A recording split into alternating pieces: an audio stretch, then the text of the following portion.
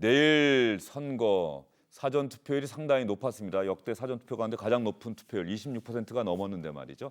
최종 투표율은 과연 얼마가 될지 이 선거관리위원회가 이 투표 참여를 독려하기 위해서 많은 사람들과 함께 독려 영상을 만들기도 했는데 말이죠. 요즘 홍자먼, 조명석, 이른바 이 트롯이 다시 많은 분들로부터 사랑을 받고 있는데 홍자먼 군은 아마 올해 10살인가 그럴 것이고요. 조명석 군은 22살인데 말하는 것을 들어보면 예전에 현인 선생님을 연상시키는 그러한 말과 가창법으로 상당히 화제가 되고 있는데 이 두 젊은이의 우리 홍자먼 군도 젊은이라고 표현하겠습니다. 어린이와 젊은이의 투표 참여 독려하는 동영상 한번 직접 들어보시죠. 보시면은 신이 날 것 같습니다. 너무 피곤한데 잘 뽑아서 저 좀 편하게 해주세요. 제발! 4월 15일 수요일은 선거일이다. 선거야 정말 반갑다. 이제부터 내 세상이다. 내 살길 막지를 마라. 영아도 누나도 부모도 할머니도 모두가 투표를 하자. 나이가 어리다고 비웃지 마라. 나도 간다. 선거가 뭐냐고 묻지 마라. 나도 간다. 세상이 아무리 힘들어도 폼나게 새려와라. 나는 웃는 남자. 여러분 모두 투표하세요. 여러분 모두 투표하세요.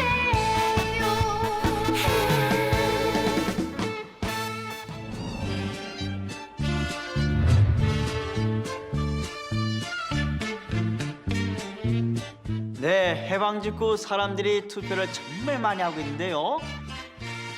내가 참여함으로 인해서 나라가 잘 될 수 있다는 확고한 신념과 또 나라를 사랑하는 그 마음이 선거가 처음인 저에게는 정말 뭉클하게 전해집니다. 힘든 시절이었지만 희망을 잃지 않았던 우리네 아버지, 어머니들은 생각하며 이 노래를 불러봅니다.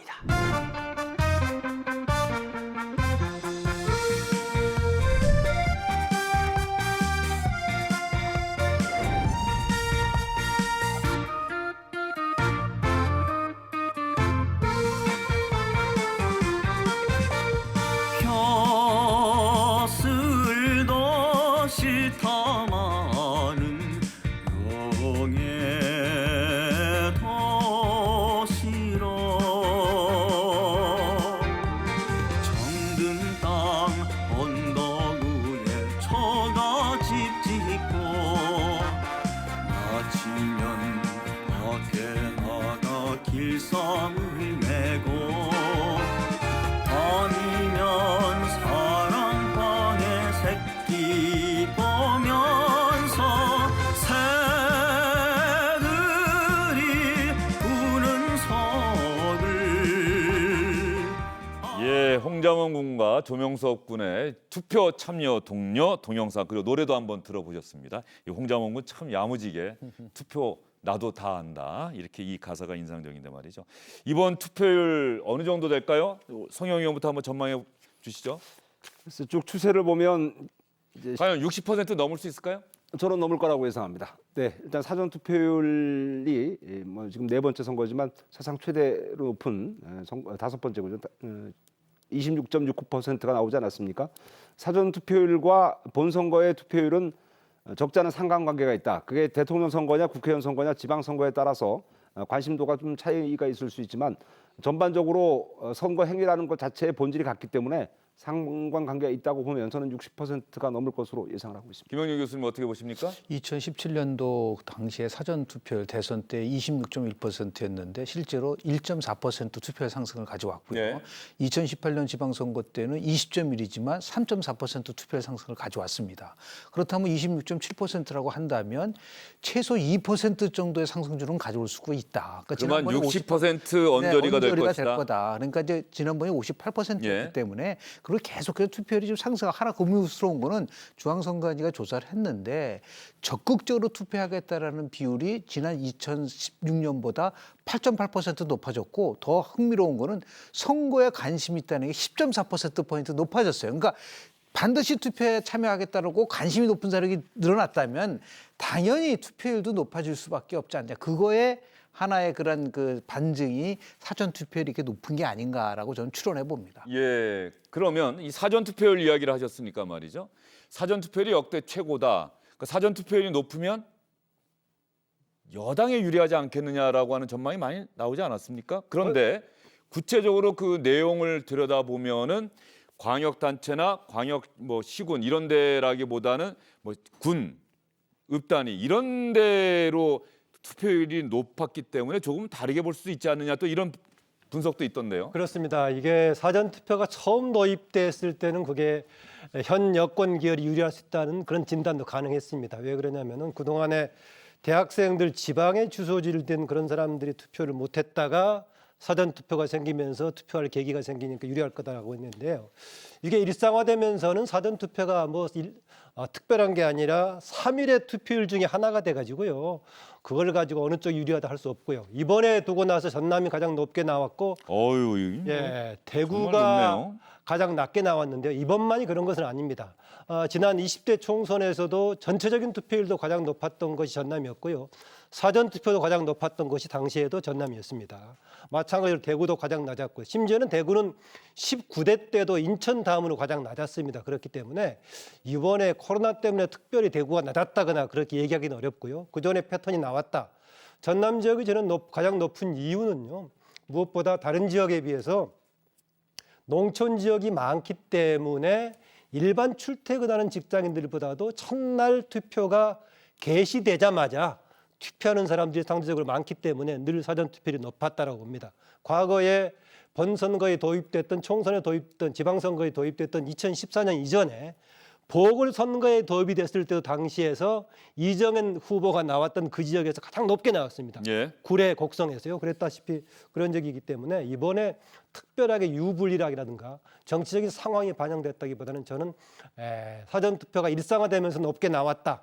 여기에다가 코로나19 상황이 여러 가지 불안한 심정이 있기 때문에 투표 가능할 때 하자라고 해가지고 이번에 좀 높게 나오지 않았나 그렇게 봅니다. 예. 실증적 근거가 말씀을 좀 네. 드릴게요. 2012년도 사전 투표를 12.2%였는데요. 그 당시 2014년. 2016년도 예. 총선 때요. 12.2%였는데 19세 사전 투표 18.1, 20대가 17.9로 오히려 20, 30대보다 높았습니다. 사전 투표율이 어디가요?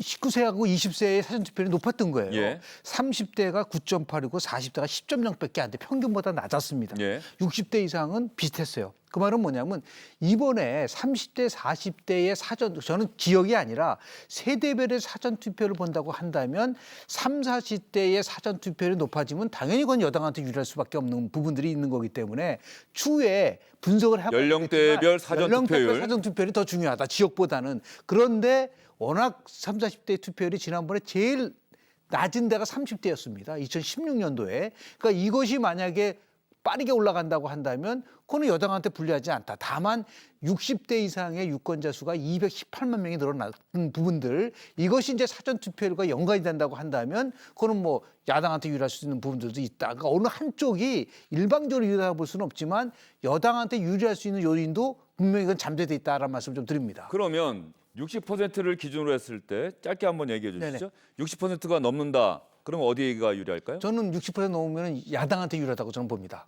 야당에 네, 유리하다. 유리하다고 봅니다. 근거는요? 네네. 그거는 이제 60대 이상의 아까 얘기한 218만 명이 더 늘어난 유권자와 30, 40대는 110만 명이 줄었어요. 2016년도에 비해서. 그렇다면 동일한 비율로 올라갔다고 한다면 그거는 60대 이상의 유권자들이 사전 투표를 더 많이 참여했었다라고 최종 하는 투표율도. 최종 투표도 네. 그렇게 우리가 좀 상관관계를 가지고 본다고 한다면 조금 유리할 수도 있다라는 말씀 좀 드립니다. 투표율이 높으면 야당이 유리하다. 60% 넘으면 어디가 유리하다고 보세요? 저도 60% 전후 정도가 될 걸로 보는데요. 만약에 65%이 정도까지 가버린다면은 심판 의지가 좀 많이 반영돼서 야당 유리한 측면이 있을 거다라고 보고요. 하나만 참고로 말씀드리면은 그동안에 8일까지 나왔던 여론조사를 토대로 보자면은요. 지난번보다 8.8에서 12.4%가 투표에 많이 참여할 걸로 나왔단 말이죠.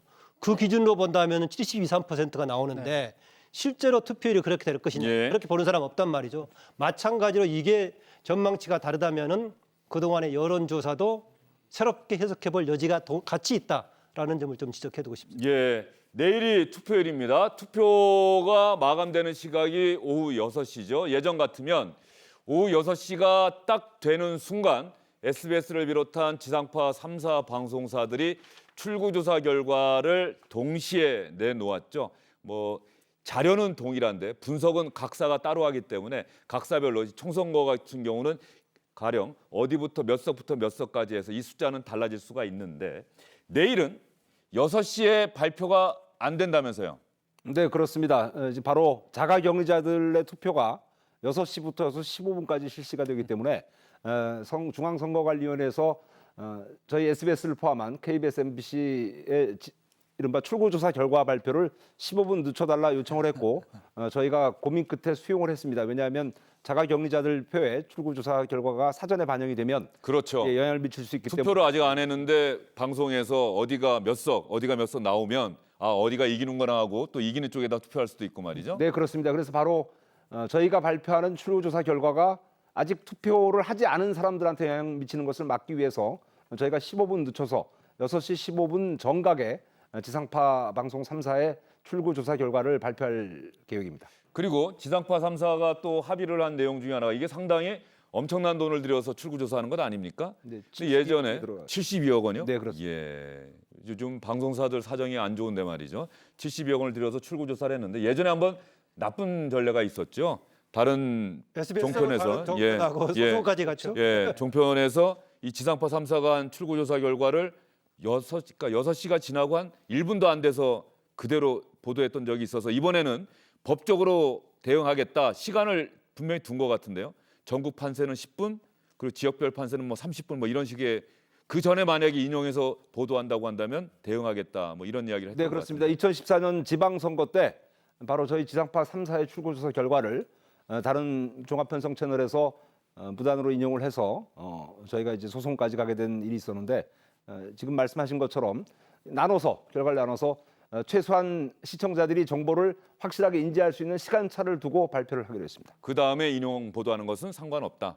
다만 그 그때는 전에 이미 공개된 상황이기 때문에 네. 수치는 6시 30분 이후에 가능하다라고 나와 있더라고요. 이게 아마 6시를 기준으로 했던 거기 때문에 15분의 발표니까 조금씩 더 늦춰질 것 같아요. 전국 판세는 6시 25분, 뭐 또 각 지역별 판세는 6시 45분. 그 전에는 인용해서 보도해도 안 된다. 뭐 이런 기준이 아마 네, 있는 것 그렇습니다. 같습니다. 저희가 뭐 그런 기준을 만들었습니다. 예, 알겠습니다. 선거를 하루 앞두고 세 분과 함께 이야기를 나눠봤는데 내일 투표 꼭 하시기 바랍니다. 세 분도 사전 투표 하셨으면 상관없는데 투표 안 하셨으면 저도 내일 꼭 투표할 저는 생각입니다. 했습니다. 하셨습니까? 네. 성영 의원 어떻습니까? 저도 사전 투표 처음으로 해봤습니다. 네, 네. 다 하셨군요. 그만큼 사전 투표 비율이 좀 많다는 예, 추세. 알겠습니다. 첫날 했습니다. 예, 저도 내일 투표하고 인증샷 꼭 찍고 다만 손등에는 찍지 않겠습니다. 저 방역 당국에서 하지 말라고 하기 때문에 하고 나서 샵 8224번으로 사진을 보내주시면 SBS 선거 방송에서 여러분의 투표 인증샷이 방송이 아마 될 겁니다. 오늘 주영진의 뉴스 브리핑 선거 관련 이야기는 이쯤에서 마무리하겠습니다. 수고 많으셨습니다. 네,